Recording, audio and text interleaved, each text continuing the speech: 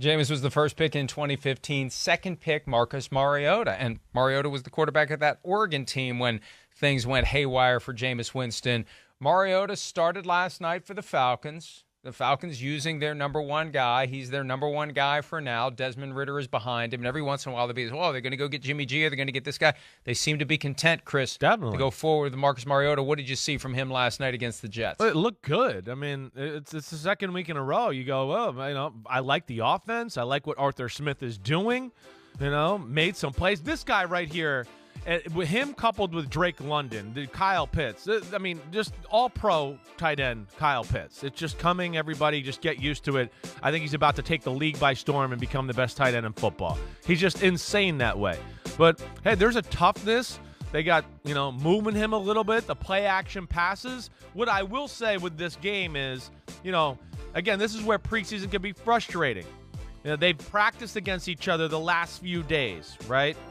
Everybody, anything you read or talk to, the telecast was telling you last night, the Jets got the best of the Falcons in the little training camp scrimmages. The Jets seem to have won that battle, and now they don't play their starters. Atlanta plays some of theirs, especially on the offensive side of the ball. And I think, again, I'm not trying to take anything away, but I do think Atlanta game planned some plays for the Jets to go, hey, we didn't do good in the scrimmages. We got a feel for them when we do this and this because they did this to us on Thursday or Friday at practice.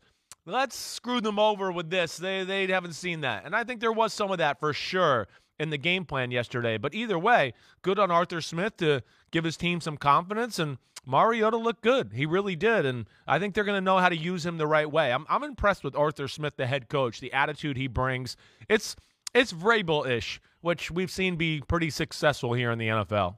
Well, and he worked with Mike Vrabel, so another example, if it's Falcons-Titans in a Super Bowl at some point, Vrabel's going to say, maybe I taught this guy too well. Last week after one day of joint practices, Robert Saleh called Kyle Pitts a creative player in Madden, where he's the ideal 6'6" and 200, whatever it is, 230, and just all the attributes, speed, strength, everything. Yeah. And when I looked at his number, he had record numbers for a rookie tight end, but he only had one touchdown. Isn't that amazing? It is. All the catches, all the yards, and he only ended up in the end zone once. And I mentioned that because can we roll the highlights again of Mariota? I noticed at least two of them while we were watching the highlights of Mariota, where when you've got a guy who's behind the defense, you got to get it to him in stride. Yeah, let it go, He right? can't. If he hits him in stride, that's a touchdown. Yeah, no, I know, you're right. And then the other tight end up the left sideline is same exactly. type of thing. That one's coming up. That one's coming up. Guys, wide ass open, as Bruce Arians would say, and he's got to wait for the ball when that's a walk-in touchdown. Yeah. Right there. Yeah. If you hit him in stride, he's going to run past the safety and he's going to score. Maybe he doesn't make it all the way past the safety, but definitely you have left to stand yards there on and the wait field. for it. Yeah. Yes. Yeah. So look, we can say, "Whoa, look at that," but that's where Mariota's got to pick it up. When you got that guy behind the defense, don't take anything off of it. You got to get it to him in stride, and you're not going to have to worry about your red zone efficiency. You won't be operating in the red zone. You have a touchdown. Yes, and again, it's preseason. He's probably just trying to be a little careful. Let me just make sure I complete it, and we get the momentum going in the right direction. And you are getting used to, sometimes in games, the emotions, everything. I haven't thrown this guy to practice, but damn, in the game, he hit another gear. I have been a part of that too, where, just the adrenaline of the game where you're going, wait, I've thrown this route to this guy 40 times in practice this week, and all of a sudden the game, he's juiced up and ready to go, and he hit another gear that I wasn't quite ready for, and you do that. So, but I hear your point. But man, I've never seen anybody look like that guy. I've never. It is truly impressive. He runs routes like he's Megatron, and he's built like Gronk.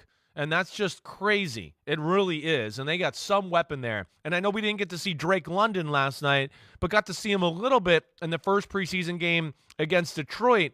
And he had a catch, and I know he hurt his ankle or foot a little bit.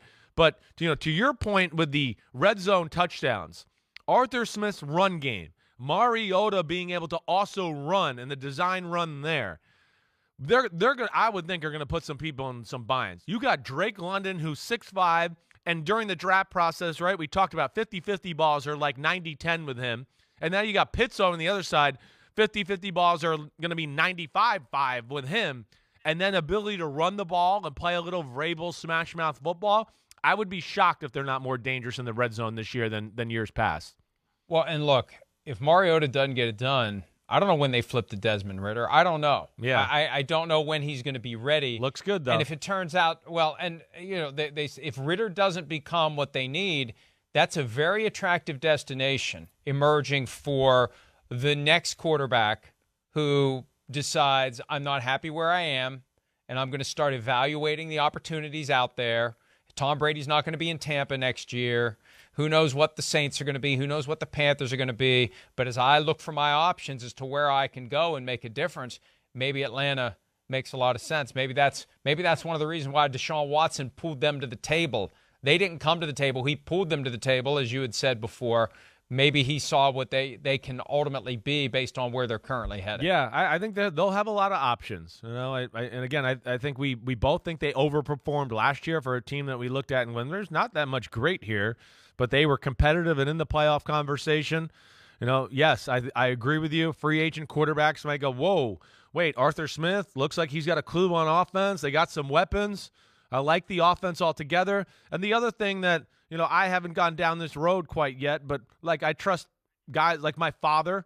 My father, you know, he kind of watches this stuff a little this time of the year. He's not talking football and doing a podcast every day. He's and I've heard from people around the NFL, the crop of quarterbacks coming out next year in the draft, it sounds like there's an impressive group. So that could also be on their radar if the Marcus Mariota thing doesn't quite work out. Hi, I'm Mike Tirico, and thanks for watching. Make sure to hit subscribe for the latest news and highlights from NBC Sports.